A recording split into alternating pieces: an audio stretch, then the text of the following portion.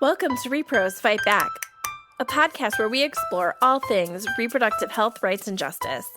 I'm your host, Jenny Wetter, and I'll be helping you stay informed around issues like birth control, abortion, sex education, and LGBTQ issues, and much, much more. Giving you the tools you need to take action and fight back. Okay, let's dive in.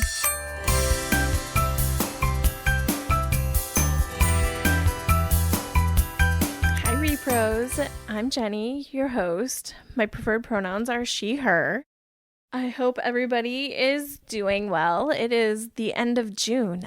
I'm not really sure when that happened. This year has gone so fast / weeks are never ending. I don't know about you all, and maybe by the time this episode comes out, we'll know, but waiting on a couple reproductive rights related Supreme Court decisions and having to log in Monday at 10 a.m. and Thursday at 10 a.m. to find out if the Supreme Court's going to decide if we have rights or not is exhausting. And as of Friday, which is when I'm recording this, we don't know. We'll have to tune back in on Monday and Thursday next week. And it's just this panic and nervousness and fear that just is always in the background right now, on top of the other panic and fear that has been in the consistent background for the last months. So last episode, I talked about the importance of doing the work. So, I think that still holds true. Obviously, the world is not magically better. We need to make sure we're doing the work. And just because the protests have quieted down a little bit or the reporting on them has quieted down a little bit does not mean Black Lives Matter any less. And we can quit doing the work. We need to keep doing the work.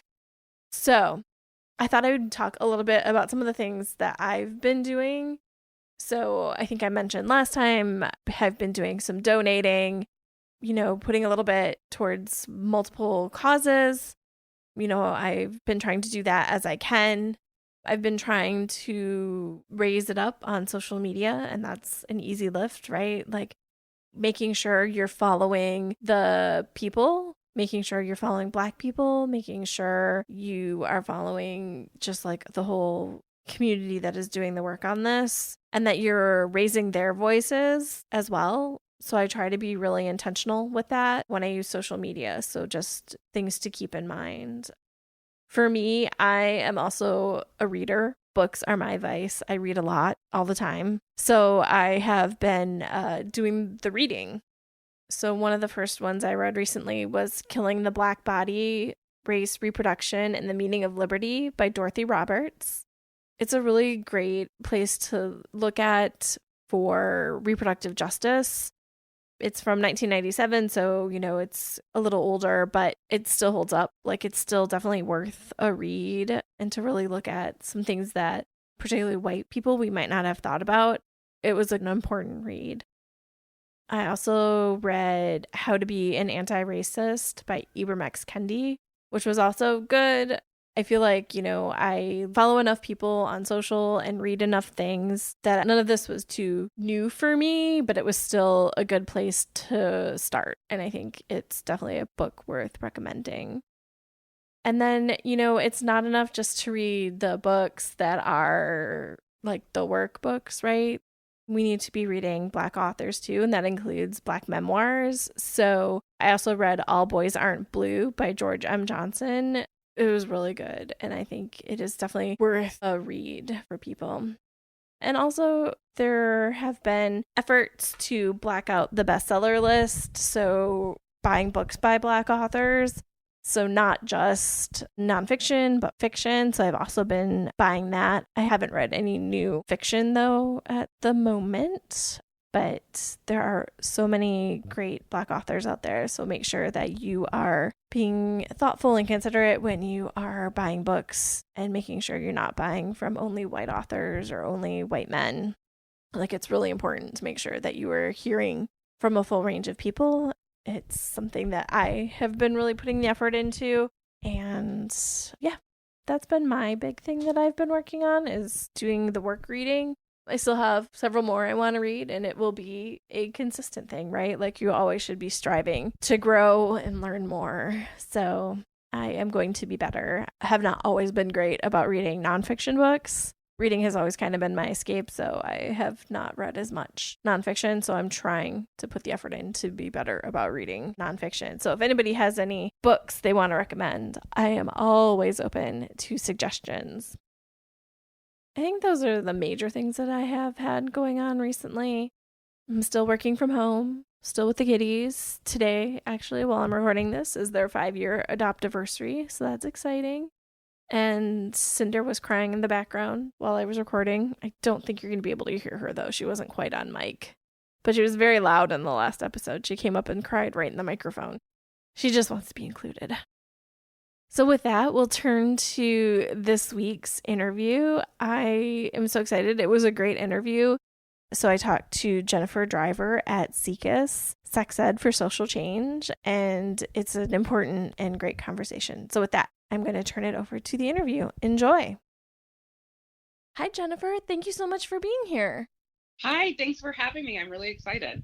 So before we get started, do you want to do a real quick introduction, who you are, your pronouns? Sure. My name's Jennifer Driver. I am the Vice President of Policy and Strategic Partnerships with SIECUS, Sex Ed for Social Change. My pronouns are she, her. And this is always really important to me, but I identify as a Black woman, femme, and that's who I am. Great. And, so we're recording this and it's going to come out right as Pride Month is coming to an end. So it seems like a great chance to talk about that LGBTQ rights are year round and we shouldn't just talk about them this one month. So it's a great opportunity to also talk about sex ed. Yes, always a great time to talk about sex education. I'm really excited that we're able to do this. Yeah, I had, as so many Americans, super shitty sex ed. So it's one of my passion projects that I don't get to work on as much. Oh, I went to school in Alabama, Birmingham, Alabama, Hoover, and I was taught by a driver's ed teacher who gave us a book and told us to read a paragraph on HIV, and that was the sex ed that I received. 11th grade, and that was what I got.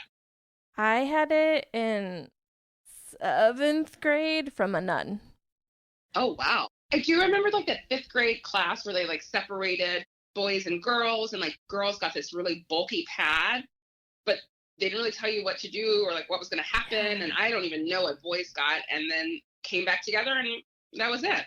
Yeah, I had that version and I didn't have anything in high school. Yeah, they failed us. Yeah, for sure. I went and faced the world and was like, wait, what? Learned so much in the course of my job. Well, it's actually really interesting because I used to teach undergrad students when I lived in Atlanta. And, this was before the Me Too wave really happened, but we were talking about consent. And I'm sure we'll talk a little bit more about that a little later. But one of the things that still sticks with me to this day was this guy that did not understand, or he was coming to the realization of consent and what that really meant. And his face, and you could just see that he was just devastated because he was making the connections that I didn't get consent when having sex. He was like, why didn't anyone tell me? It still haunts me. I can see his face still and the pain that he was kind of experiencing. So we can shift this now to what does sex education currently look like? But consent isn't really a part of a lot of sex ed still. Oh, it's not, because, the Me Too movement happened and then people wanted to talk about consent, but they were generally talking about it from the lens of adults and employment. And so when we got down to young people, they really struggled with a definition, or they really struggled with, how do we talk about consent? And they could only think about it in a sexual nature. And so what I had to remind people is we talk about consent every day, whether you're talking to a kindergartner or a really young person. You have to ask for things you want. Can I have your pencil, and being okay with the no? And these are the very framework and baseline conversations that we are teaching for later in life. And so when I was able to start connecting those dots, people started to get, okay, deep breath. We can have these conversations of consent, and it's not this big scary word that we were teaching and this concept that we were teaching. But I'm seeing more and more now where states are starting to have stronger conversations around consent, stronger language and messaging around consent. And, in that aspect, it's nice. I think we still have a lot of work to do, but, we're starting. And so that's positive. So beyond the consent conversation, what does the state of sex ed currently look like? in the US? So, it's not great. And like you and I were just talking about our experiences with sex education. And I think it's really indicative of kind of where we are as a country and like what we've been providing. I'm assuming that we're around the same age, and very much so today, how sex education can be very widespread depending on where you are in the country. So it really does depend where you live, largely, but what state you're coming from, even down to the very localized, what school you're in, who you have as a teacher. Is that teacher going to be really comfortable teaching sex education? So it can vary from just classroom to classroom. Like that's how varied sex education is right now. So we put together kind of this patchwork approach across the country and providing sex education for young people. And we are doing a disservice. We have a lot of work that we need to do to get sex education to where it should be. The CDC actually puts out this report that looks at, they've classified like these 20 sexual health topics. And the majority of young people, whether in high school or in middle school, don't actually get even half of the topics that the CDC has identified that they're supposed to get. So we still have a long way to go. And that's really kind of been our baseline for what should be taught. We also, there's the national sex ed standards, and very few, it's really hard to get the districts to teach to the standards. All that to say is we have a long way to go. And it really depends on where you live, the type of sex ed you're going to get. The one other thing that I'll say to this, there is a racial disparity among who gets high quality sex education. We know that people of color, Black students generally get an abstinence only frame or message. Comprehensive sex education is generally provided in those schools that are well funded. Again, there's a racial disparity among students who go to well-funded schools versus students who don't. So, there's a racial disparity, and then there's just also, kind of this class disparity among who gets really high-quality sex education.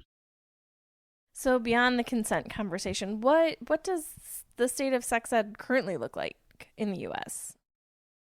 And what's really interesting is I think of big cities, people think of states, right? So they think California, that California is going to naturally have high-quality sex ed. But even in California, there is a huge pushback against sex education. And that can be frustrating for other states, rural states, states that aren't as blue, because they're thinking, well, if they can't get it in California, what can I get? So there's this frustration, and there's also this rub about who can actually have strong access to sex education. I don't know why that surprises me, because it absolutely shouldn't. I guess I just think, like big cities would have better. They tend to be more democratic, tend to have better sex ed. So I think that's how my brain was sorting it. But yeah, that makes total sense what you said. That's right. So some states actually require that when you talk about LGBTQ relationships, that you talk about it in a negative light. And so we have these states, these no promo homo states, that actually say that you're talking about the negative outcomes of a homosexual relationship. And that relationships are these heterosexual, monogamous, mutually monogamous relationships. And so when you're a young person and you're showing up and that's the messages that you receive, it's troubling. I was teaching and we were looking at students in Georgia, and one of this class, they had to write a letter to your future spouse. And so this guy, he wrote, the idea was to write a letter to his future wife. And he said, "Dear future wife, in the future, you don't actually exist because I'm gay and you would be a man." And so that was his letter that he turned in to really push back, in his way to push back. I'm here, I'm gay, and the information that I receive should reflect my lived experiences. And, that's not even getting into right now. Very few states make sure that it is LGBTQ inclusive, and some do it in a negative way. So, I remember growing up, I mentioned I'm from Alabama. I was horrible in school. C's, D's was that student that barely got by. And so when I got to, I think it was around ninth grade, actually, it was the first time that I had a teacher who looked like me. She taught geometry, and I got her class. It's just the first time I'd ever had a Black teacher. And I thrived. It was so great. We had a connection. We had shared experiences. There was this underlying common connection that we have. I can't tell you anything else I learned in school, but I can still tell you what an isosceles triangle is and an acute, triangle. And so what's really important, and I say this story to say, like, it's really important that you feel a connection to the information that you're learning. You feel a connection to the teachers that are teaching it, and you feel that your lived experiences are reflected.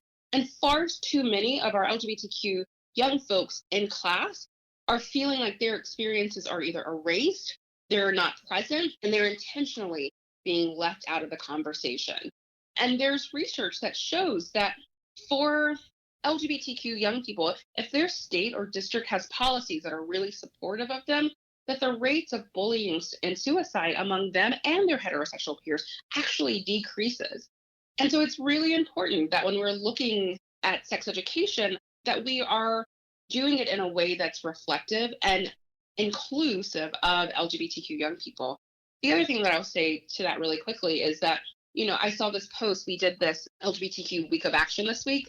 And so there was this Twitter storm, and there was this one post that said, Black history, LGBTQ history is sex education. And that's so true, right? So that needs to be part of the sex education that we are presenting. And it's not. Absolutely. I mean, obviously, going to Catholic school in the 90s, clearly mine was gay people didn't really exist. And if they did, it was negative. That doesn't help anybody. So in your dream world, what would LGBTQ inclusive sex ed look like?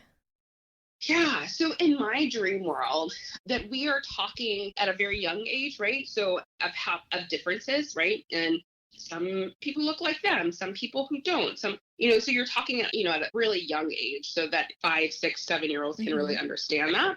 And then you gradually increase to deeper conversations. So what I would love is us to start at like kindergarten and then go all the way up and it's, across the lifespan. I would love to see LGBTQ history reflected as part of sex education, right? So that we're talking about culture and maybe Stonewall and Marsha P. Johnson, some really historical figures that have happened throughout LGBTQ history. I would love to talk about what it means to be trans. And I remember a young person told me, no one talked about sex being trans, like what sex is like for a trans individual. And this person was trans and she was like really struggling with that. And so like making sure that when we are talking about the act of sex, that we are including all of that for trans and queer and gender non-binary folks. I also think that, we're talking about relationships in a way that's not stigmatizing or shaming, that we're not talking about HIV only and that's considered our LGBTQ class information, right? So that there's always like a stigma that comes along and there's no stereotypes. So I would love to get rid of that. And I would want to make sure that we're just talking about not only sexual orientation, but also talking about gender identity. Often when we say LGBTQ, folks think only sexual orientation and they really leave out gender. And I would love to see more of gender really play a role in sex ed. So that's just some initial thoughts. Yeah, and I think that's one of those things that I think gets lost. And I think the younger generation is much better with it, like sexual orientation versus gender identity. But there's definitely a long way to go to make sure people understand that. And I think some of that education needs to also be done to adults who clearly had the terrible sex ed and need a better understanding. So I know another area, it needs to be LGBTQ inclusive, but it also needs to address LGBTQ youth of color. That's right. For LGBTQ youth of color, showing up with, these multiple identities, both your gender identity, your sexual orientation, but also the compounding with kind of your racial identity. And how do we make space to talk about race and our LGBTQ and have those conversations of how overlapping oppressions are showing up and are at play within school systems. And so we don't do a great job. I mean, we found that out right now when we're talking about this country's history as it relates to Black folks in this country. And so there's that gap there where we need to do a better job of talking about LGBTQ youth of color and really what it means to be Black or Latino and LGBTQ. Yeah, and I think, this is something we talked about with Chris when she was on the podcast, was talking about how sex ed is also a space to kind of talk about race and other things that hasn't been available in a lot of other spaces in school. Yeah, it's actually not available in a lot of places in school. Yeah. We have done a really awful job in this country of really erasing and putting forth kind of this white lens to education, whether it be history, social studies, whatever. So, sex education is this way to really look at power and oppression and racism. And so, like, generally, when people think of sex education, they're only thinking of, reproductive health and like sex. But it can be so much more. It's a time where we're talking about culture and norms and kind of how you move throughout this world and how we make assumptions about other folks versus biases. And so this is a time where we can really get rid of this Eurocentric mind frame that we've been in and really look at racism and how it shows up not only within relationships, but kind of just throughout all of our lives. Yeah, for sure. So, if we could make this happen, and we'll talk about how to make that happen, what would it mean? What would it mean for LGBTQ youth, actually, even just youth, to get this much better version of sex ed? I think it could be life-saving. I mentioned earlier about the rates of bullying and suicide that go down. It's life-changing. I've seen the impact when I have been around folks who identify or are very similar to me, and the connection that I feel and the safety and that I have felt. And that's the same thing for our young people. GLSEN has done some kind of wonderful detailed information on their national school climate and how inclusive sex ed positively impacts LGBTQ young people. What they found is when queer youth who is in sex education that's inclusive, they reported that they were less likely to feel unsafe because of their sexual orientation or gender identity. And they were actually more likely to report their classmates were accepting of LGBTQ young people, and that there are lower levels of victimization because of obviously their sexual orientation and gender identity. And so that's life altering. They've also looked at studies that look at, the rates of mental health issues like anxiety and depression and suicide compared to the non-LGBTQ peers. And by having these affirming spaces within sex education is a vital part of addressing these disparities. The other thing that I want to point out too, though, is, often we think of sex education as kind of a standalone class. And, we try to set up these safe environments there. But if the outside world and your school system environment is not affirming, then that's going to impact the way that you show up in the sex ed classroom. And so what we work to do is not only look at, that sex ed classroom, but how do we create these safe and supportive environments for LGBTQ young people even before they walk into the classroom? Yeah, no, I think that is really true. I mentioned going to Catholic school, but I also went to a really rural high school in Wisconsin. So really white, really conservative. So it would have been great if the kids were really affirming, but the broader community also needs to be, for people to be able to live their truth. That's exactly right. So kids only learn from what they see and what they hear. And so when they show up in the classroom, that's going to impact their LGBTQ peers or themselves, because these are the things that they're hearing and they're seeing. And whether you show up in this classroom and you're saying, okay, well, this is an inclusive environment, everything that you've heard outside has not been, you're less likely to believe that this space that you're in that moment is going to be inclusive. So, what do we need to do to make this happen? So we need folks on the ground and in communities and across the country to really get involved. And that starts with folks changing how they view sex education. So like I said, sex education not being this one-off lecture from your gym teacher or your driver's ed teacher about preventing unintended pregnancies and STIs. We need sex education to be treated in schools like we treat other subjects like math and science and other core subjects that clearly I don't remember.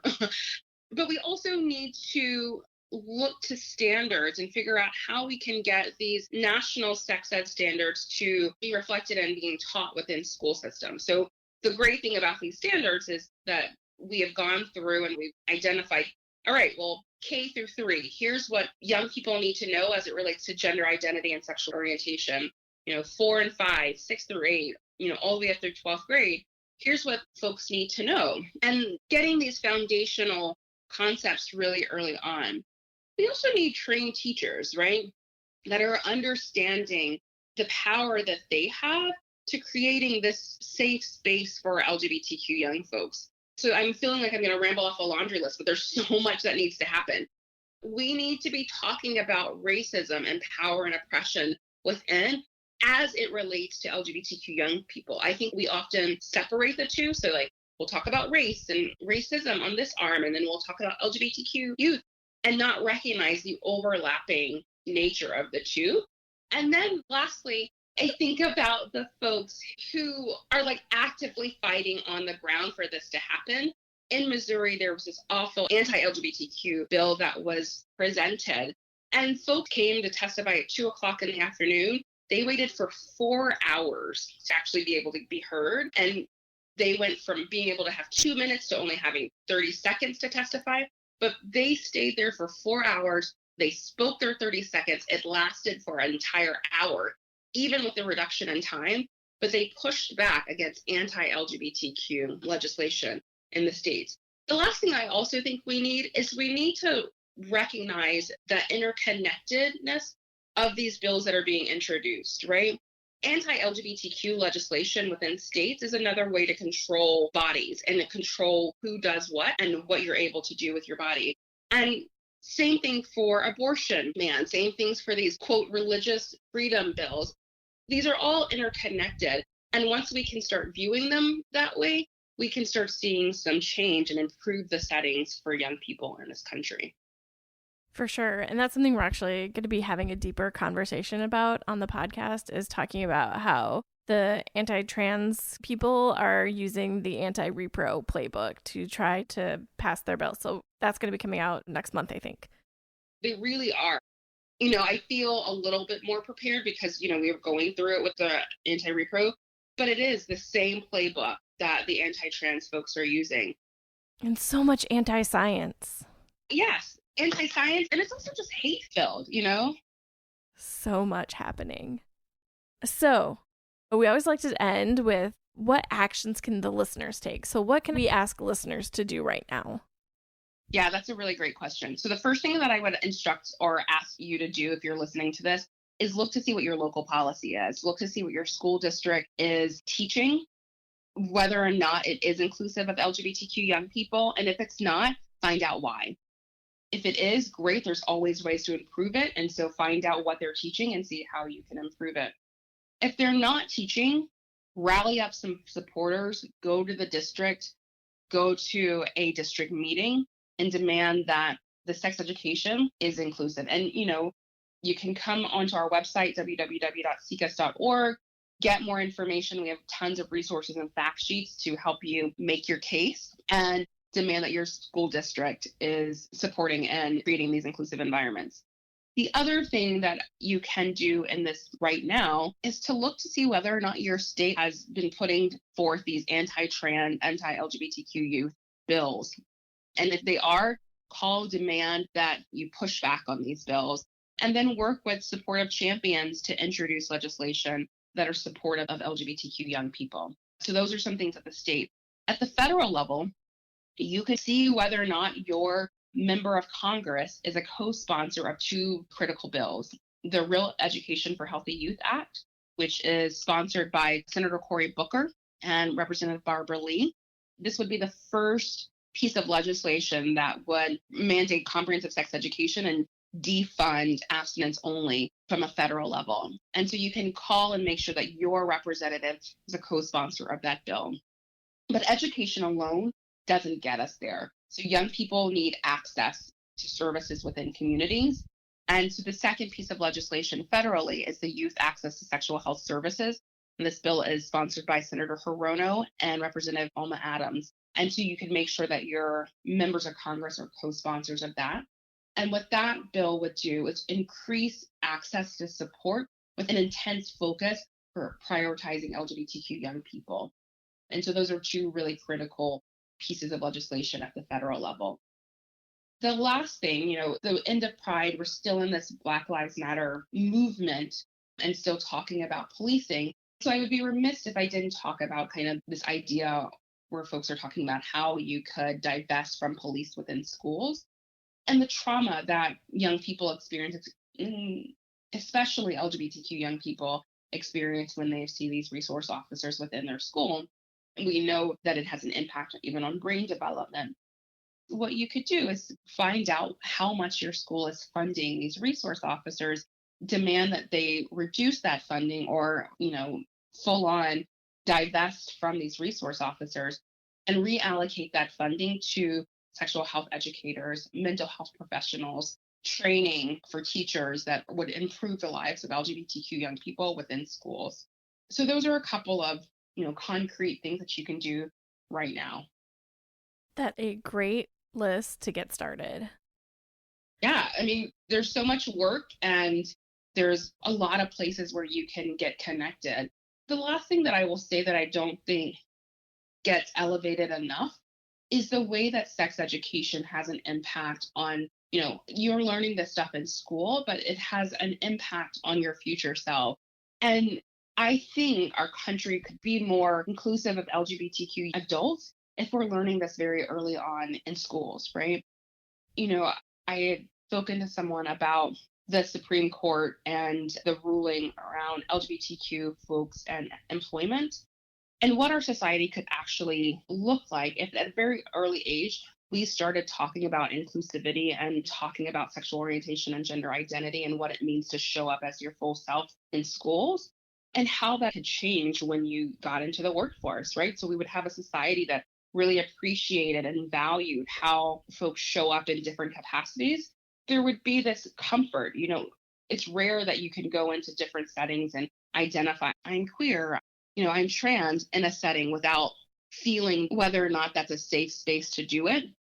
And so having these conversations and learning early on about how we create these safe and supportive environments early could really impact the way folks show up later in life. I always tell folks the impact that this has starting early can have on even adults today. That is such a hopeful and positive place to stop. Jennifer, thank you so much for doing this. Thanks so much for having me. I really enjoyed it. Okay, everybody, I hope you enjoyed this week's interview. So by the time you hear this, we may have already had some more Supreme Court decisions. And with that, we'll be making sure to get out the interviews talking about what those cases are as soon as we can. So between this and the next regularly scheduled episode, there could be 2 to 3 bonus episodes that are going to talk about the Supreme Court decisions that we're looking for. So the June Medical Services case, looking at abortion access in Louisiana, the birth control benefit case, and the anti-prostitution pledge case, which we haven't talked about on the podcast yet, but we will do a special episode once the decision has been handed down to talk about what it is and what the decision was. With that, I will be speaking to y'all very soon, and I hope everything goes well. Okay, talk to y'all soon. Bye. For more information, including show notes from this episode and previous episodes, please visit us at our website at rePROsFightBack.com. You can also find us on Facebook and Twitter at rePROs Fight Back and on Instagram at rePROsFB. If you like our show, please help others find it by sharing it with your friends, and please rate and review us on Apple Podcasts. Thanks for listening.